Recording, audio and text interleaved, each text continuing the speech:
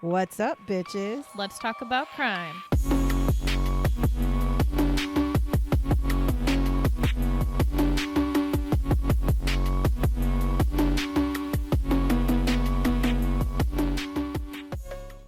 What's up, bitches? Hello. We're here. We're back, and we're not going to have I'm not going to do a lot of introduction stuff because this episode, listen, I don't know how long it's going to take, but I will tell you it's 8 pages of research. Holy shit. Which is probably the longest one I've done. I don't think it'll have to be a 2-part. I really don't, but it might be a longer episode. So we're just going to jump right into what we're going to be talking about. So what are we talking about this week? Well, this week we are talking about the Ohio State Reformatory, also known as Shawshank Prison. This is located in Mansfield, Ohio, and this actually was a prison that was built to reform prisoners, like actual reform, not like what we pretend to reform, but like real reform. And it opened in 1896 and had its first prisoners enter the doors in 1896. So we're going to talk about it. So the Ohio State Reformatory was designed by a man named Leo Schofield. Now, his thought was that he was going to make this building look uplifting and inspiring, but also intimidating, so that when the people who had to come to the reformatory, they didn't think they were going to be like on vacation. They were intimidated to be there, but it also was a very nice looking building, and it's fucking huge. Now, the reformatory was originally called, before they turned it into the Ohio State Reformatory, it was actually going to be called the Intermediate Penitentiary. And what it was supposed to do, it was supposed to take in inmates that were technically too old for juvie. So back in the 1800s, juvie was for like younger kids. So they had people in this facility from like the youngest, I think, was 13 or 14 years old that was in this facility. So it was for people that were a little too old to be in juvie, but also had committed minor offenses. Nothing too crazy, nothing too terrible. So they would have people who maybe stole a car or something like that. And their whole point was they wanted to put them into this intermediate penitentiary to reform them so that they would go out and not reoffend, is kind of what the thought process was of this Ohio State Reformatory. The building took about 10 years to build, and it opened in 1896 when it first accepted its first set of inmates, but it wasn't officially finished until 1910, but they had space for the inmates by 1896. The goal of the institution was to, again, truly reform and rehabilitate the inmates. So they did this through things like religion, education. They would teach trades. They would make sure that they stayed active throughout the day. So they genuinely were trying to take these people who had maybe started out like a petty crime type thing, and instead of letting them turn to deeper or to get more and more criminal, they were trying to turn their lives around, give them something that they could get out of this reformatory and like have a job. Now, most inmates would spend their time not in the cells, which is opposite of prison now. So in prison now, you spend a lot of time in their cells. Well, in this reformatory, they did not spend times in cells. They actually pretty much only slept in their cells. That's the only thing the cell was there for. Instead, they would spend time doing gym activities. They would either attend a technical or trade school. They would go to counseling. They would go to religious chapel services. And the facility itself was 250,000 square feet, and it had 6 tiers of cells. And when I say that, I'm saying like 6 levels. So when you would walk into one of the cell blocks, it would literally be 6 floors of cells. And it actually, I think still to this day, is in the Guinness Book of World Records for the tallest freestanding cells or something like that. Like normal prisons actually have no more than 4. So it had 2 full floors extra of cells, basically, which is, if you got to think about that, if every cell... First of all, if I was on the 6th floor, that's what I'm saying. I'd be having a panic attack. That's what I'm saying. Like night. the cell, you got to feel like if each floor is 8 feet tall, like each level is 8 feet tall, 8 times 6 is what, 48 feet? You're like almost 50 feet up in the air every single night. And they have their cells, and then there's a walkway. And that's actually, have you ever seen the movie Shawshank Redemption? Mm-hmm. Okay. So in Shawshank Redemption, you know how when they walk to the cells, they walk down these skinny corridors? Yeah. That's actually the cells. That's actually where it was. Spoiler. Shawshank was filmed there. Just so everybody knows. I kind of jumped the gun, but it's okay. Now, each inmate that was sentenced to the Ohio State Reformatory was actually only set to serve 18 months. So they were only supposed to be there 18 months at a time. So if they showed signs of progression in 18 months, they'd be released back into the world. If they did not show that they had progressed enough, they would just serve another 18 months. And this program ends up being actually wildly successful. They had an extremely low recidivism rate, which is like, that means that they had an extremely low return rate of people. So they would do this 18-month program, send them out in the world, and those people didn't commit crimes again. True reform. That's truly what prison should be like. That's the true reform.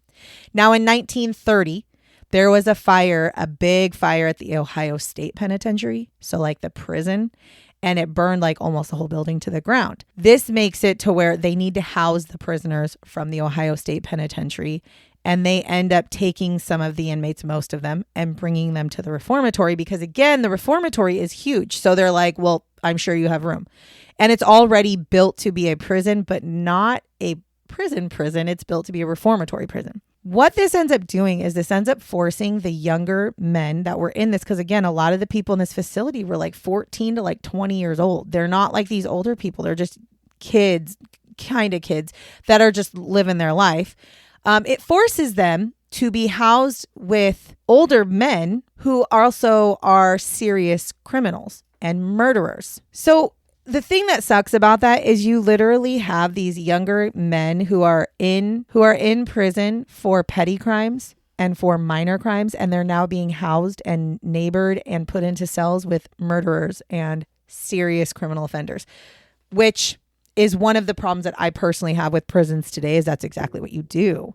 A lot of the times they will take if you're talking about juvie, they'll take a kid that went to juvie for theft, and they'll put him into juvie with somebody who has been in juvie like 7 times for assault.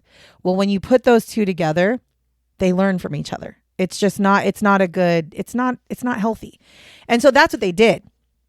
At one point, at the highest point, like after they had brought a bunch of the inmates over, each cell had 4 people living in each cell, but the cells were originally built to only hold 2.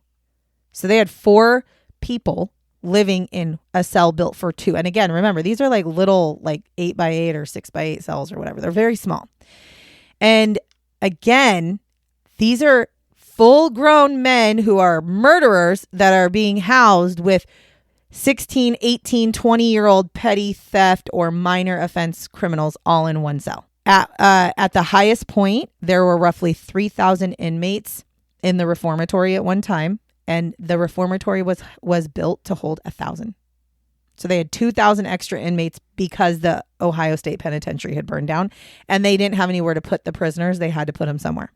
I don't understand why they didn't just ship them to a different damn state. I don't understand. That doesn't make sense. But whatever. This also, because of this, changed the rules of the reformatory. So the inmates were now required to spend 23 hours a day in their cells. So they were no longer in that 18-month program. They were now forced to stay in their cells. They didn't get to do trade schools. They didn't get to do any other types of education. They didn't go to counseling. They didn't do any of those things. What they should have done is they should have somehow separated them. That's so that what I knew, like, or even made them wear different like prison outfits or something to be like, okay, you are from the state penitentiary. You are from here doing the reformed program. Yeah, I don't understand. Because that's not fair to the reformed program. No, and to be fair, it's a 250,000 square foot facility. Yeah, you're telling me you couldn't even block off a fucking room or some like shit? Do something, like you couldn't take extra rooms and convert them into almost like, in my mind, save the prison cells for the prisoners. Right.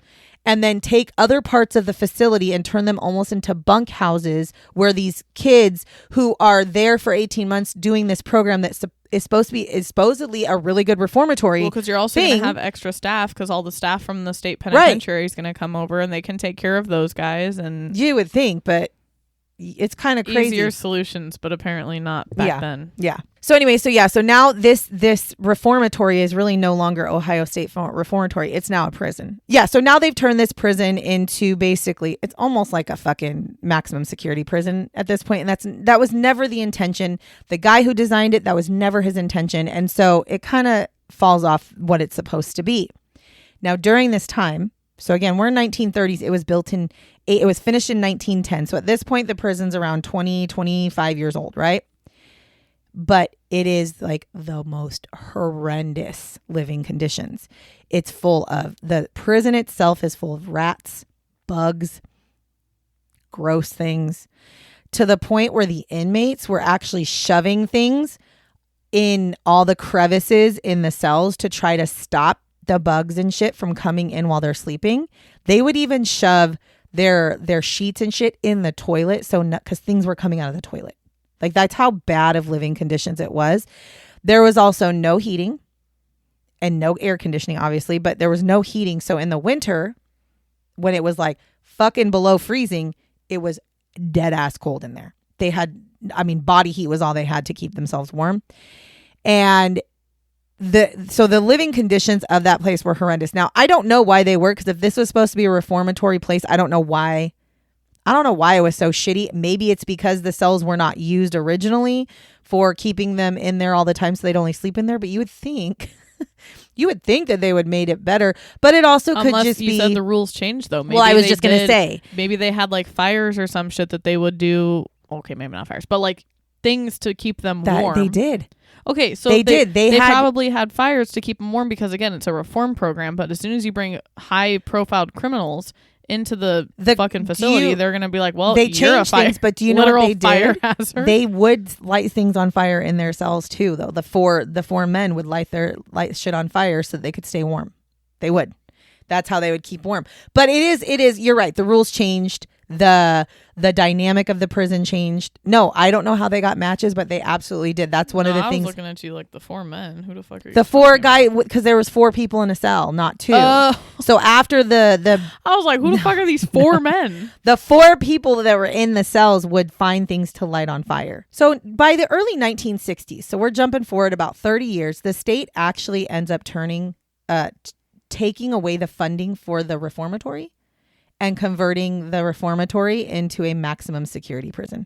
So it took them a hot minute, but basically it took them 30 years of this bullshit to finally go, we're not going to fund this as a reformatory. We're not going to send anybody that is a petty criminal there. We're turning this into our new maximum security prison is what it is. Just fucked up in my opinion. I agree, because like, excuse me, Ohio State, they're like, what the fuck? Why don't you just build a new damn prison? Like, I don't understand why you had to take over the one reformatory prison you had that was working. That was having a success rate. Exactly. If it wasn't, I could be like, okay, I could be more on board of like, okay, fuck it. But because in the United States, we're more about punishment than we are reform, to be honest, when it comes to criminals.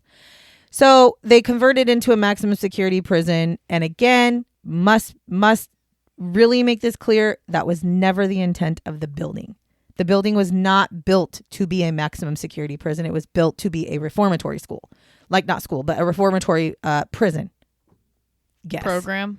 Yeah, because it was like a prison, but not. So that whole thing, it wasn't meant to be what it was, what they're turning it into. So by the 1970s, the prison is now a maximum security prison, and it had experienced multiple riots. It had brutal inmate on inmate violence. It had brutal guard on inmate and inmate on guard violence. It had murders. It had suicides. By the 80s, the condition of this prison is completely deteriorated. And I feel like this is like a testament to anything run by a government or a state, right? As soon as the government took over and turned it into like a prison, it fucking went to shit. Like, they didn't care to do anything to make it better. It got to the point in the 80s where the prisoners in this maximum security prison ended up suing the state of Ohio for the conditions that they were living in and that they were forced to live in. And it ends up being a successful lawsuit. I mean, it makes sense. I think, yeah. And what it did is the lawsuit actually forced the state of Ohio to begin construction on a new modern facility that was kind of near this older one, and they officially closed the Ohio State Reformatory on December 31st, 1990.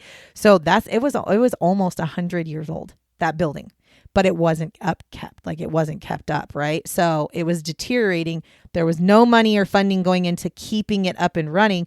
So they ended up having to build a new prison, basically. Now, during that time, at least 215 inmates and 2 guards died throughout this active time in prison. And it sat empty for years and actually was almost demolished. But it ends up being purchased and restored by like a group that was into history, like historical stuff. And they end up purchasing it. They restore it to what it is today. And it's beautiful. I mean, it's a beautiful place. And you wouldn't think it's a prison when you look at it, but it's really pretty, but it is ginormous. So the Mansfield Reformatory Society, which is a nonprofit organization, they are currently the ones who are responsible for maintenance of the facility and who run the facility. Now, the reformatory is also home to the official Ohio State Corrections History Museum. And this is also an extremely popular site for ghost hunters and those that are interested in paranormal. It also will host multiple special events throughout the year. So they have like fundraisers, and they have like galas and balls, or, you know, they have fancy shit like that. Or they welcome more than 120,000 visitors per year in this facility. Now, the building itself, the other part of it is one that many filmmakers find extremely fascinating. So as I mentioned before, this was where majority of the Shawshank Redemption was filmed. If you have not seen that movie, I highly suggest it. It's a fabulous movie, but I wanted to make a side note because this blew my mind. So Shawshank Redemption is based on a novella by Stephen King. And it's a very small one. Sierra knows because she bought it for me. My husband wanted it. I was at Barnes and Nobles, and they were like, "Can you buy this book for us since you're going to be there?" It was like, I don't know, $4, $9, something like that. And I was like, yeah, that's fine. It said they had one copy at this Barnes and Nobles. And I'm like, where the fuck is this copy? The book was so goddamn skinny. I thought it was the book, like next to the really big book that I was looking at. I had to it's right there. Yeah. And I had to send a picture to them, and I was like, you're talking about this like 50-page looking fucking book? So I read it. I read it in, I'm not going to lie, I think I read it in like not even an hour. Okay. Oh, it's small enough, I would hope. So I had never read the book, but I am a huge, so I love the Shawshank Redemption a lot. Like that's one of my top movies that I genuinely love. Now, for those of you who have seen it, the guy who plays Red is Morgan Freeman. Fabulous. I can't picture, when I was reading the Shawshank Redemption, I cannot picture Red being played. Like, I can't picture Red being anybody but Morgan Freeman. Andy, which is the main character, he again, the people in the movie play those characters so well. But I'm going to tell you, when I read the book, Andy in the book is like a short dude. And in the movie, he's like super tall, which was like, okay, sometimes they change things, but tell me why Red in Shawshank Redemption, the book, is a short, chubby Irishman with red hair. Because unfortunately that makes way more sense than Morgan Freeman. Right. Because I've always thought, well, why is he named Red? So when I read the book, I was like, oh shit, he's supposed to be a short Irish, like an Irishman, like a flaming redheaded Irish dude. I really liked Morgan Freeman as Red, though. I can't picture anybody else playing that role the way that he did.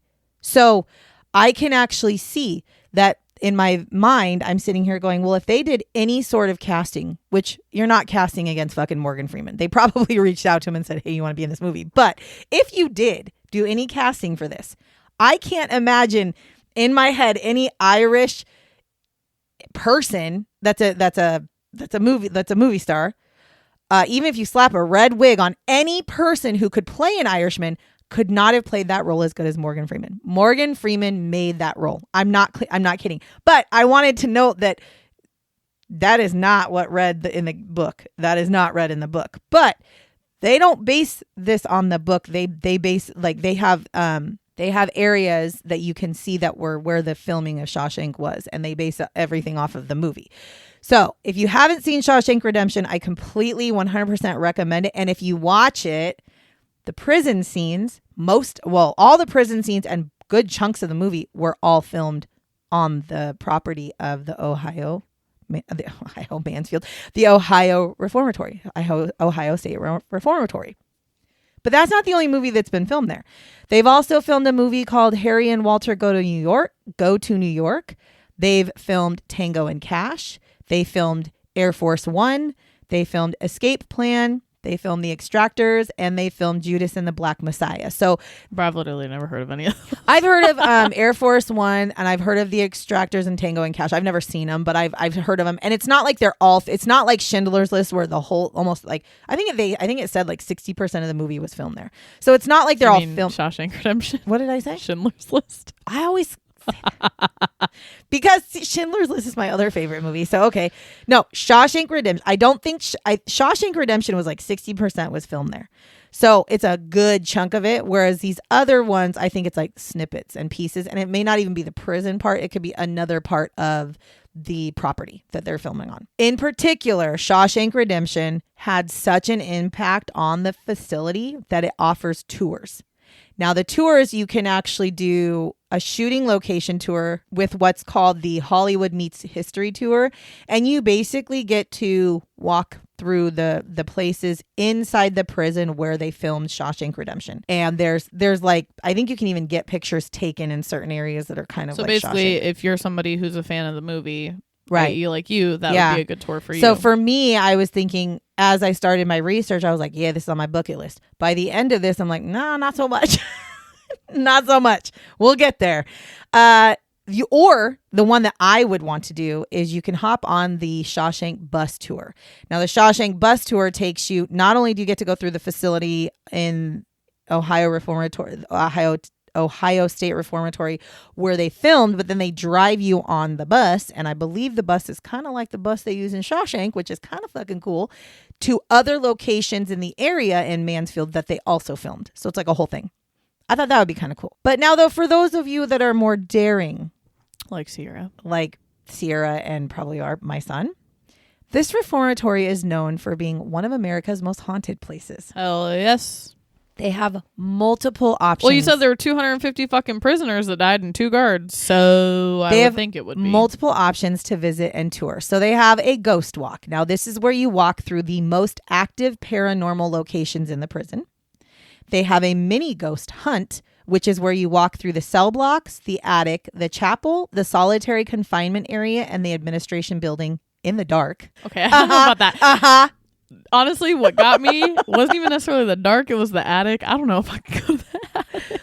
The attic's always the creepiest fucking Most part. of these are in the dark with flashlights.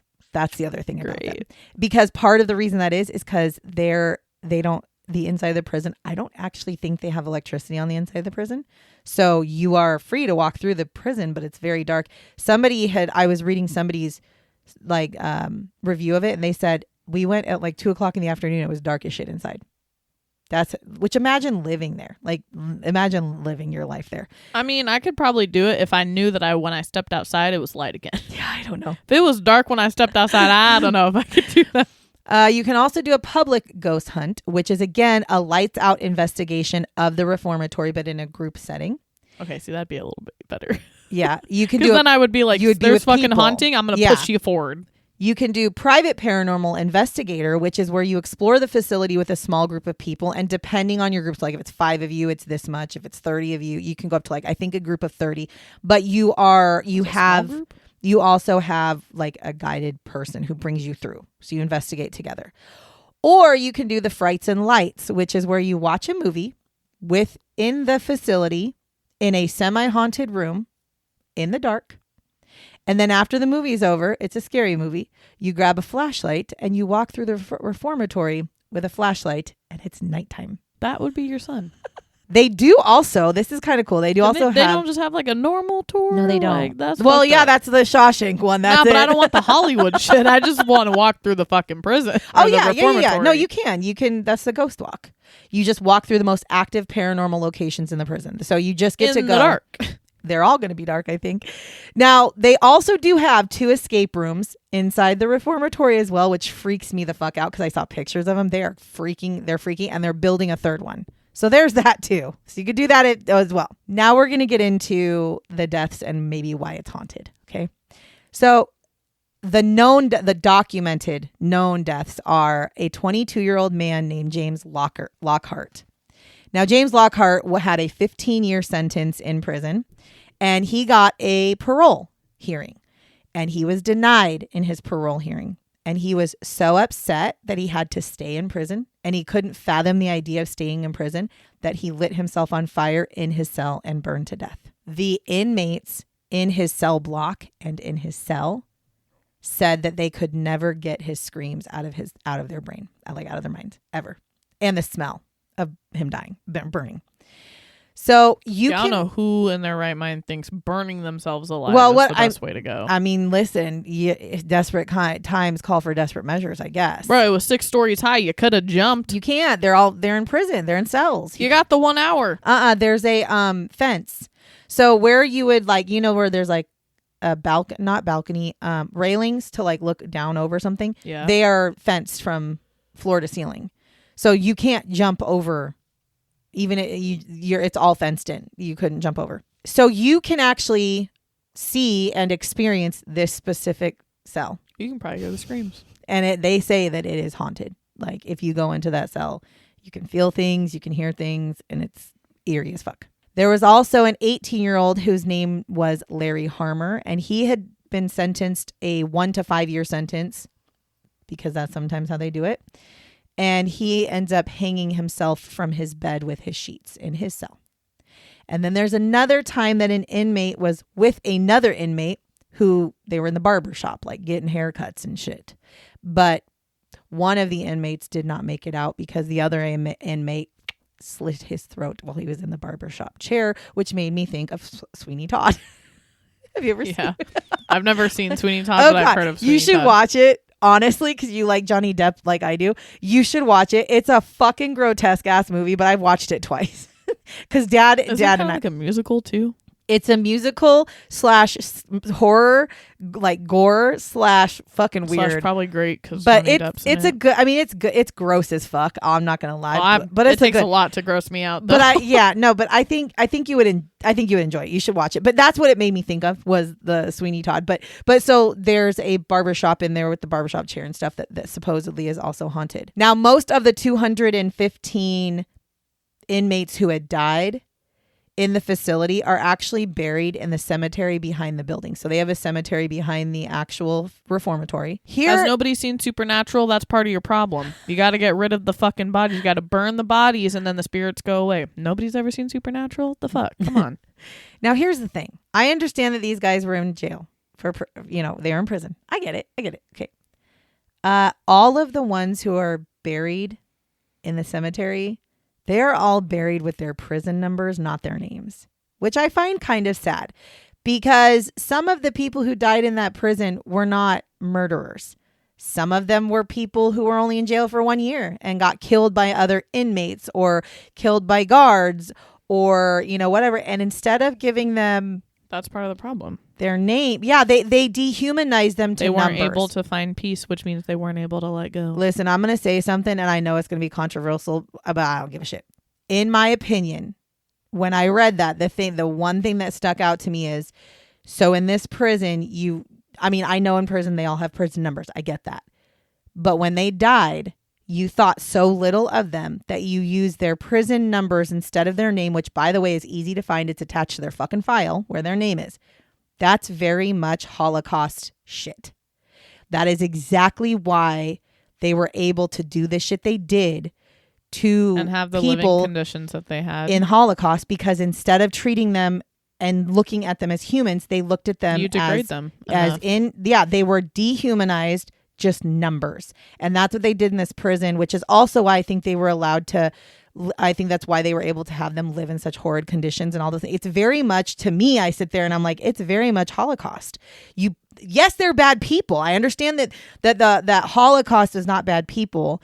But again, I'll say it a million times. I don't think that anybody, I don't care what you did, I do not think anybody deserves to be dehumanized like that. Like, I just don't. So it kind of bothers me to know that these people who died in prison, you don't know who they are other than their prison numbers. And that's sad because, like I said, some of these were young men who were only in there for the reformatory part and ends up dying and don't make it out. And they had to be buried with numbers. So like their families can't even, unless you know their prison number, you have no idea who they are or where they're buried. So that just kind of, that bugged me. But anyways, it wasn't just inmates who died in this prison though. So in 1932, Frank Hanger, who was a guard, he worked solitary confinement by himself, by the way. One guard first, right? He is murdered by some of the solitary confinement inmates. They end up, unfortunately, I feel like that's just inevitable. It's going to happen, especially when you put one person in there. They end up overpowering him and they hit him over the head with an iron bar and he is killed. Also, Helen Glatke, she was the wife of the warden Art Glatke. She accidentally died in 1950. She was in the closet of their living quarters and she was getting ready for church and she reached up in the closet to get something and her husband's gun fell and discharged and shot her in the chest and she died. Talk about unfucking lucky. I'm sorry, but that's like shit that you're like, okay, that's never gonna fucking happen. Total freak accident. Wow. Now so she dies in their living quarters. Then in 1959, Art Glatke himself dies of a heart attack while in his office in their living quarters as well. So in the warden's living quarters, both of them died. Now, obviously there was other wardens because he wasn't the warden the whole time, but 2 people died in the warden's quarters. Now, here is where we're going to talk about the paranormal sightings. This right here is what changed my mind about wanting to go to the Ohio State Reformatory. Here are some of the things that have been claimed to have been seen at the reformatory.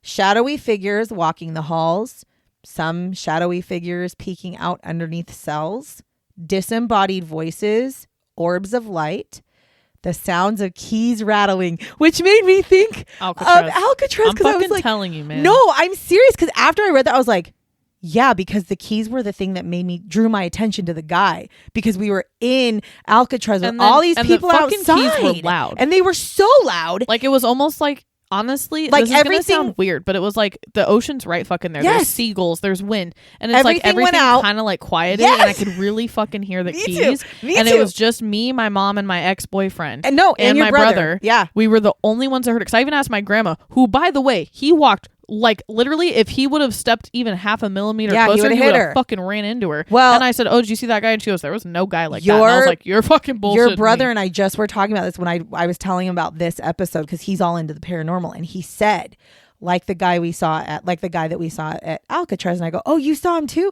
And he goes, "Yeah." He goes, "Mom, he walked right next to me." He goes, and I just felt like real eerie when he walked by, and he goes, but it drew my attention to him. Well, and when we looked up the guards at Alcatraz, there was a guy that genuinely, if you would have aged him to make him look like a 70-year-old man, he 100% looked like that guy. And the thing is he wasn't wearing, because everybody that was there that were workers, they were wearing, if they looked like a guard of some sort, they were wearing like a fucking state park ranger kind of outfit. Oh no, like he was wearing, like they weren't wearing anything else, but he was wearing what could have possibly been mistaken as an Alcatraz prisoner or a guard outfit. What you would have thought, honestly, what I thought when I first saw him is I thought that he was like in a reenactment somewhere. Like if they were having a reenactment of the prison. And he was the only person that would walk up and down the specific area that said nobody is allowed to go. Nobody was allowed to go. And he appeared out of fucking nowhere because he was like halfway down the stairs when it drew my attention. Me too. And I was like, damn, that shit, his keys are loud as fuck for me to be that far away from him. And it wasn't, and the keys that he had, by the 100%. Way, I don't know if you saw his keys. They were old school. No, his keys looked like the keys that they sold. Yes. That said these were replicas of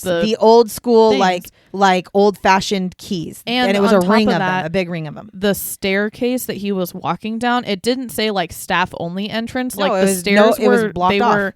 They were concrete stairs that were so degraded that like genuinely nobody's allowed to be able, like even the workers, I would see the workers like not walk up and down those stairs because they were that bad, but somehow, some way he was able to walk up and down. I'm 100% convinced. And after reading, because again, keys rattling, that's the thing. When I saw that, I was like, oh my God, like the key, you're not wrong with the Alcatraz thing. And he like stuck out so severe. Yes, too. we're sitting there with all these like tons of people, And for, like you said, for me, it was like the keys were so loud. I was like, where the It's almost fuck like he are the walked keys through coming? people. Like, where are the keys coming from?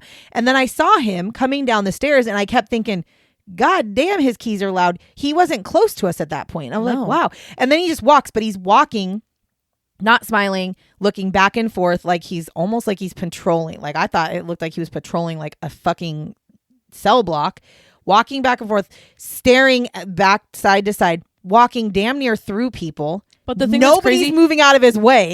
But I was watching some of the other people, and nobody noticed even him. if people have manners or don't, most people, if you're almost running into somebody, go, You oh, move. excuse me, or oh, Yeah. sorry, something. Nobody. They would move, but almost like it was just natural for them No, to just nobody, move in that like, angle. yeah, Like nope, it wasn't like nope. they acknowledged that there was somebody there that they needed to move out of the way from. Well, and then again, the other part of it that was real weird is he walks all the way to go walk like down, and then I never saw him again. I didn't either. I didn't hear his keys anymore. Nope. I didn't see him. I don't know where he went because that's when you were asking my mom, when you were asking grandma, like, hey, did you see that guy that was real creepy? And she's like, what are you talking about? So I 100% am convinced. I am convinced, and I am not normally a big time paranormal person, but that was the weirdest fucking shit. The thing that's like confirmed it for me though was the fact that when we looked up guards who had died, Yeah, he on looked Alcatraz, so much like his somebody. picture, Yeah. you like I said, you age him younger. Yep. It literally was a Yeah. fucking match. It was crazy. There was no way It that was it wasn't crazy. him. Anyway, so they actually believe that the key rattling that you hear in the reformatory are actually the keys of the murdered guard Frank, because that would make sense. Visitors have also come out with scratches and also have claimed that they were being pushed as they were walking through areas. The smell of Helen's rose-scented perfume and Art's cherry tobacco can sometimes be smelled in the warden's living quarters as well. No one was ever actually executed in this facility, but they do actually have, in the museum part of the reformatory, they do have Old Sparky. Now, Old Sparky is the electric chair that was used in the Ohio State Penitentiary. 315 men have been executed in that chair. And this includes the inmates that killed the guard, Frank Hanger. All of the inmates that killed him were put to death with using the electric chair. The belief is that this chair has some of those men's souls still attached to it. I would believe that. 315 people were killed in a very really awful way, actually, because you're electrocuted to death. I would have believed that there's probably some souls attached to that chair, but that chair sits in the museum part. Now, the whole reformatory is pretty much a paranormal lover's playground, but there are some areas that seem to be more active than others. So we're going to talk about the West Attic. Now, this is actually where they housed the most dangerous criminals after the other prison burned down. So after the Ohio State Penitentiary burned down and they moved them, they housed the most dangerous criminals in the West Attic, which was about 300 inmates at one time in this attic. This attic had... That's a lot of fucking bad people. My God. Think about this, though. This had no beds, no walls to separate them, no cells, and only one guard to watch over all of them. And there's a picture of the attic. I mean, the attic, they didn't like turn it into an area. Why for didn't stuff. you use the attic for Thank you. the reform Why program? didn't you put kids? some beds in there, bunk beds in there, and put the reform and kids then make in sure there? that the high fucking risk cases are locked away in a fucking cell. Exactly. So as you can imagine, putting this environment into play, it leads to a lot of severe inmate murders and violence on each other because they're all fucking stuck in this West Attic, not allowed to leave. It is said that there are shadowy figures and balls of really weird light that are seen. And again, you have to remember it's completely fucking dark in there. So you shouldn't be seeing any sort of refractive light, I think is how you would say it. But you shouldn't see any balls of light at all in this attic because there's literally no light in there. There was a picture I saw of it, and it's so dark in there that the person who took the picture used a flash and you can't even see all the way to the back of the attic. That's how dark it is. So there should be no balls of light at all in there. There's also an energy there that is known to get aggressive, especially to women. So if you are Are you fucking kidding me? So if you're a woman and you're in there, and they said what has happened, women have claimed, is that they'll be in there and all of a sudden their clothes will be yanked and their hair will be yanked. And some of the tour guides that bring you actually refuse to go up to the west attic, but they will gladly point you in the direction so that you can experience it, but they will not. That's how scary it can be to go up there. So that's the west attic. So that's somewhere that if you do the ghost hunt tour, like the whatever, one of the ghost hunt tours, you get to go there. But sometimes the tour guides won't bring you up there, so you just have to walk up there yourself.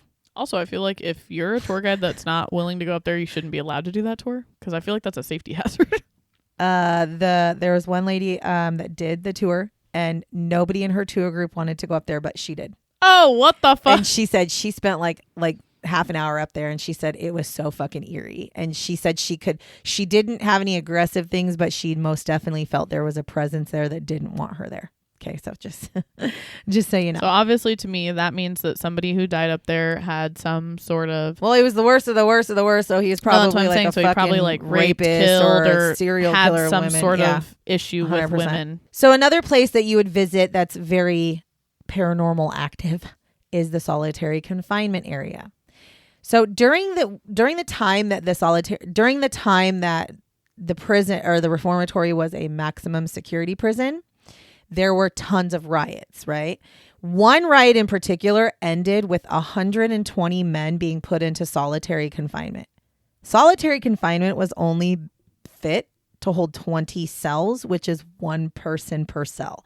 So 120 men got put into solitary, but the solitary was only supposed to hold 20 people. So 100 more people than should have been. Now, this obviously, as you can think, would lead to some murders. When you were in solitary, if you were like normal solitary, where it's one person per cell, you would be fed one meal a day, if at all. So you'd get one meal a day, if at all. And the one meal you would get is what they called loaf. And what loaf was all the food that was left over from the previous week baked into a loaf, and they'd put it on a plate and give it to you. That's all you got. So a lot of men were murdered in solitary, especially when it was overflowing.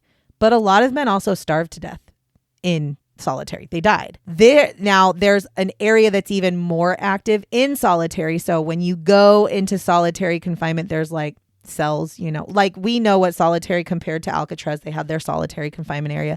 Same type of thing. But in this one, there's a sub basement.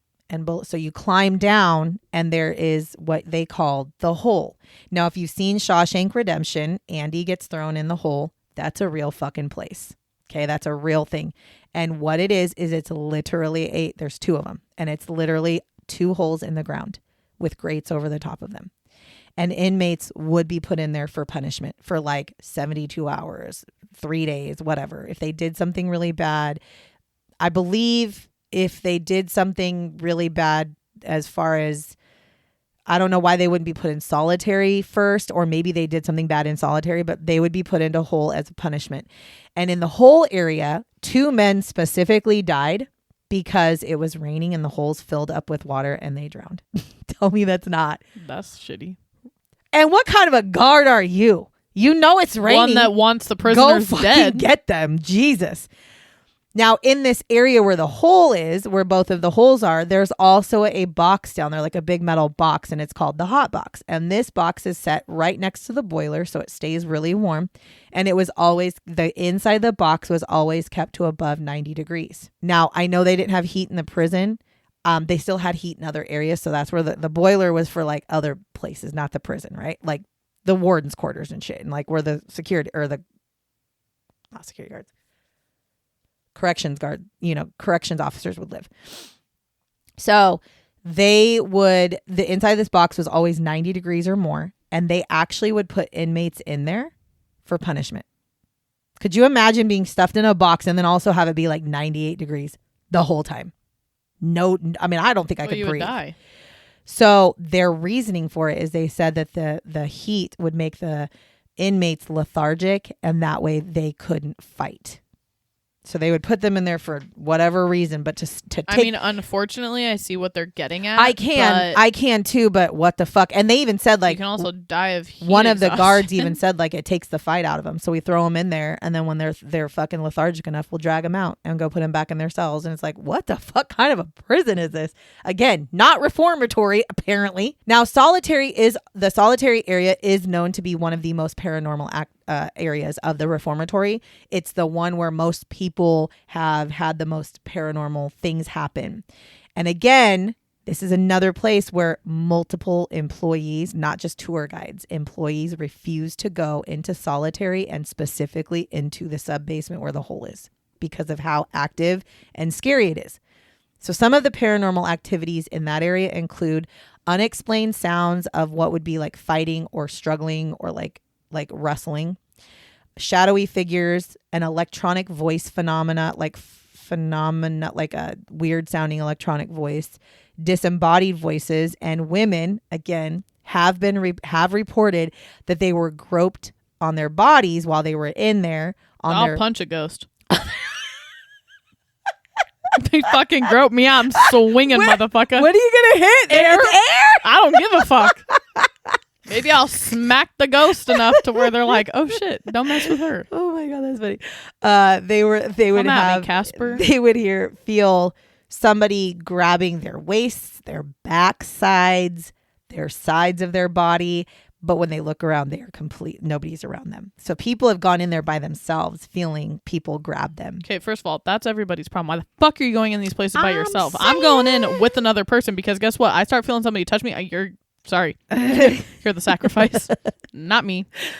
Now the East Cell Block. So this is actually the cell block that James Lockhart set himself on fire. So the East Cell Block. This is also an area where death row inmates were housed. You can just imagine the guy who set himself on fire was housed with death row inmates, which again, he had 15 years. I don't understand how they didn't organize their prison better. Now, it was known in this specific cell block. It was known as the jungle. That's what they called it. That's what the inmates called the East Cell Block. Like, oh, I'm getting moved to the jungle, right? And the jungle had a motto, and the motto was kill first, ask questions later. Okay, so that's the kind of area. Now, this is also deemed to be the loudest area because inmates would stay up all night long. They would be screaming, they'd be banging on bars, they'd be yelling, they'd be laughing, like they just wouldn't sleep and they'd be up all night. And this cell block would echo through other areas of the reformatory. But people knew, like, if you're going into the jungle, maybe that's why they called it the jungle, because like the jungle never sleeps type thing. I don't know. The paranormal activities that have been seen in this area is a shadowy figure that peeks out from under the cells, which fucking creeps me out. I'm not gonna lie. If you're walking and you can't go into the cells, but you see this fucking like shadowy ass fucking shadow coming out from underneath the cell when there's no lights to make shadows, that creeps me the fuck out.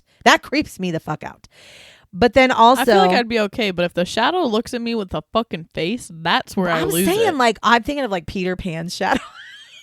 Okay, like Peter Pan shadow, fine. But that picture that Dad showed us the other day of that fucking like creepy face, if it has something like that, I'm fucking Scooby-Doo running out the damn house or the fucking reformatory, because no thank you. They also have reported shadowy figures that are seen walking through the cell block. So you'll be walking and all of a sudden the shadow will kind of like, and nobody, again, you're I'm just curious what they mean by like, I know they have flashlights, but I guess I'm just curious what shadow means. Think about it this way. Dark. A lot of these people are going in groups of one or two, like because a lot of these people are exploring it by yourselves, because you pay to do, you know how we did the Alcatraz tour, like you go by yourself. You might be with other people, but you're now really, it makes sense why Alcatraz says please put these headphones on in the prison, because then you can't hear anything. You can't hear all the creepy because shit. You're listening to the stories.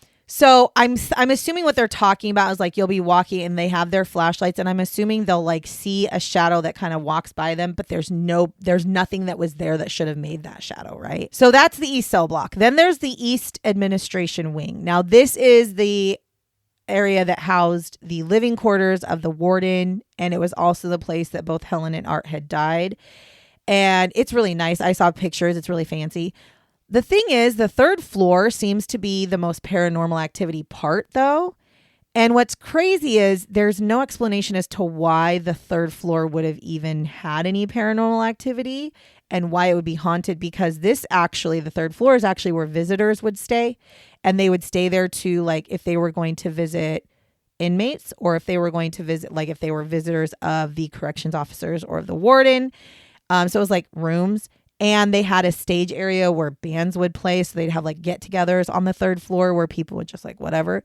There are no known deaths for that area. And there was never any inmates in that area.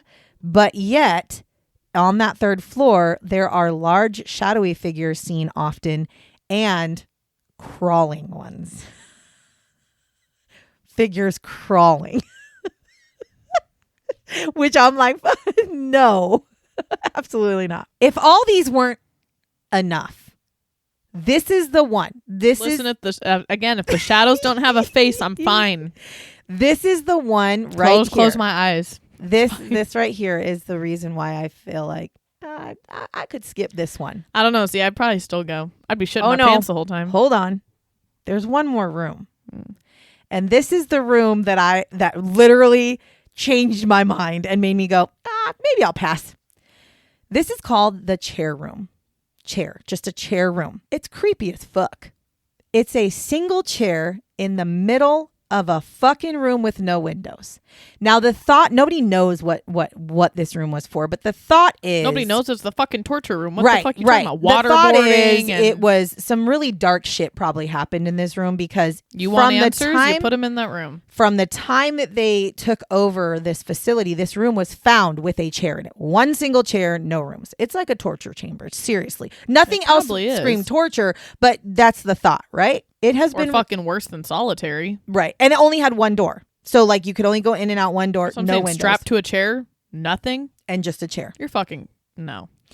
Now it has been reported that the chair has been seen to move on its own.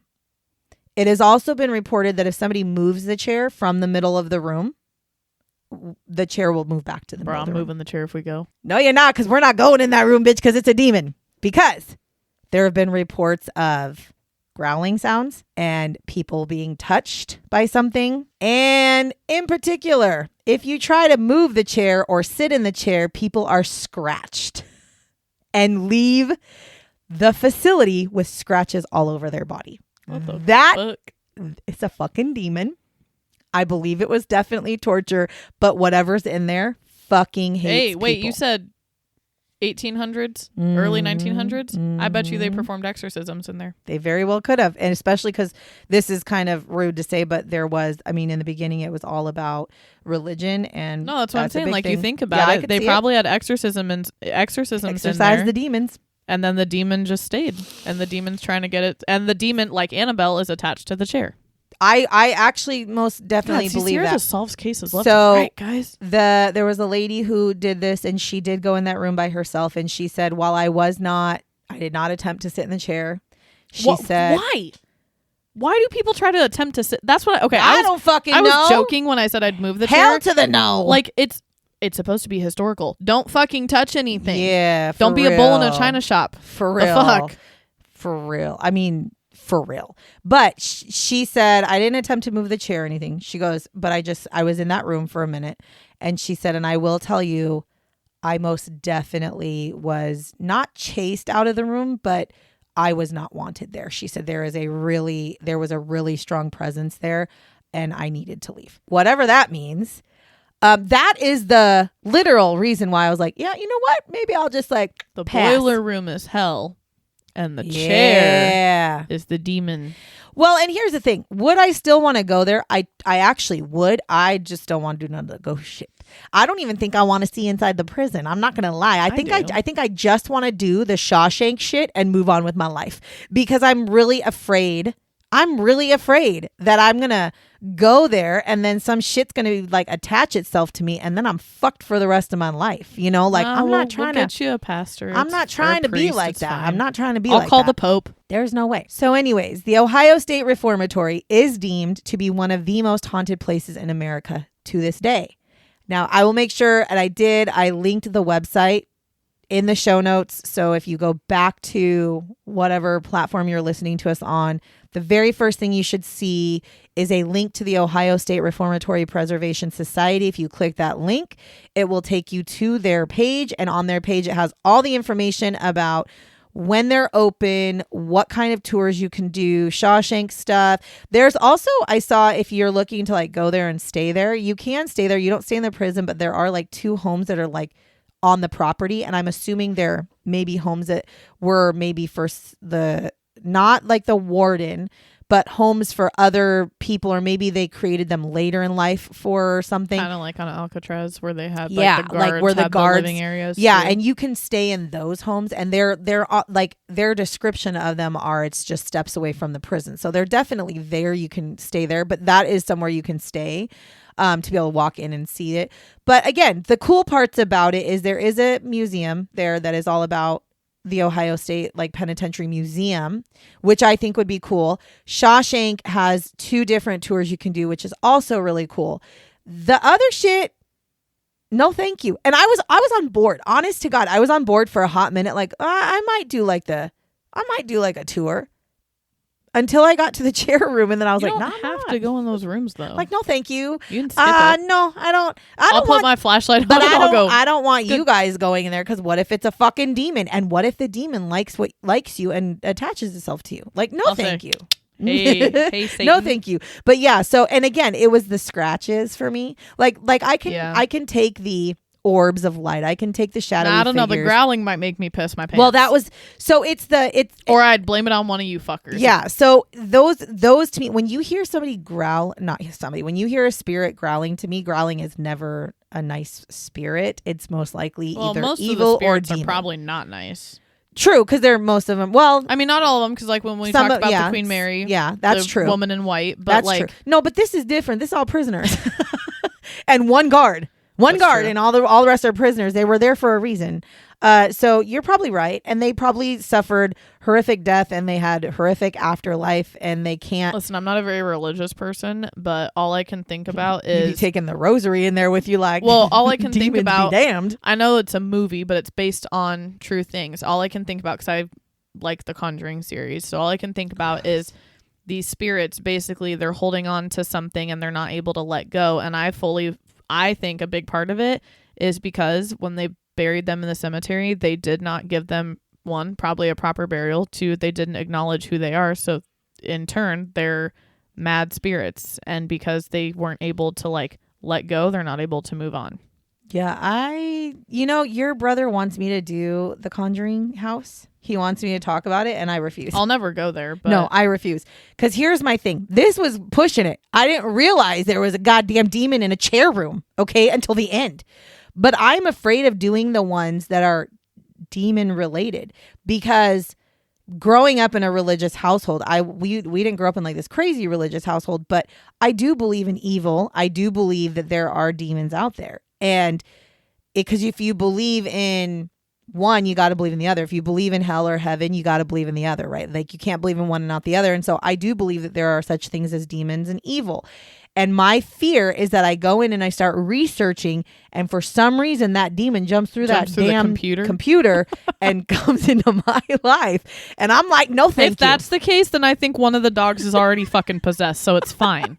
Preferably Sophie. Oh God, yeah. I'm too afraid. I'm fucking scared. So when we talk about doing paranormal, I want to do the paranormal ones that are like hauntings, not demons. And I did not realize there was a room in this facility that had a demon attached to a chair until I did it, and it was the very last thing I researched. And I was like, you motherfucker. And now you're gonna be haunted the rest of and your now days. I'm done for. I'm done for, and that's it. I've spoken about it, and now that demon is going to live in my home now, in a fucking chair in my house, probably.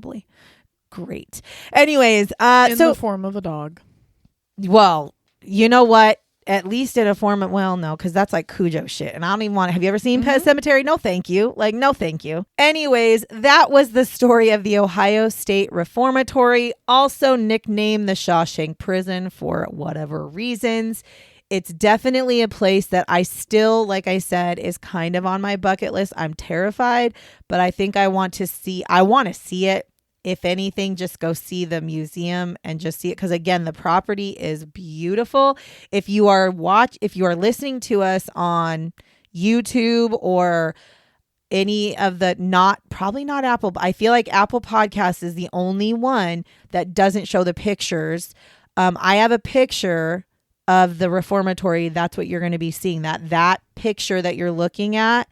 If it's not the Crime Bitches logo and it's a picture of it looks almost like a castle, that is the reformatory. Like I said, it's beautiful, but haunted as fuck. And I don't know what y'all feel about it, but for me, it's a maybe. It's on the maybe. It's on the maybe list. Lizzie Borden out for what sure. What the fuck? I don't want to go to that's a no. I'm going to buy you the doll. I'm not. Oh, hell no. Oh my gosh. We have to tell them really quick about this. We have to tell them. because we found it after we found it after we did the Lizzie Borden episode. Listen, if you're after Trisha and Jay did the Lizzie Borden that's episode. right. That's right. I forgot. So Sierra listened to it because I said, you got to listen to it because I did it for you. Then she was looking at the Lizzie Borden website so that you can like book rooms and stuff. She was trying to look at and see like what all the things were. And she's like, holy shit, Mom.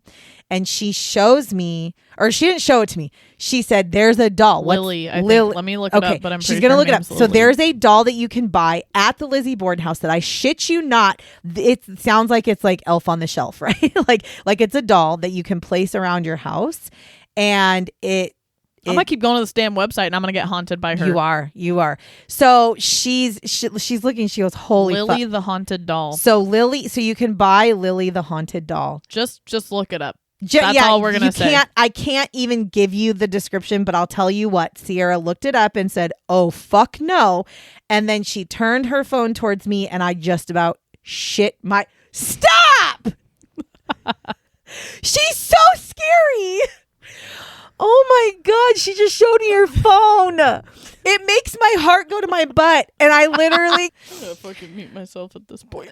Okay, so now that I'm crying, because not only did Sierra show me her scary phone, my husband just jumped and scared the absolute shit out of me. Because I get scared of these things, and now I'm tearing up and crying because it scares me. Anyways, just check it out. Just look at the Lily doll. She's fucking scary as shit. If you want to scare somebody, get that doll and just put it somewhere. Because, oh my God. Anyways, thank you very much for listening to us talk about the Ohio State Reformatory and the scary haunting shit that you have. Until next week, catch you on the flip side, bitches. Bye, bitches.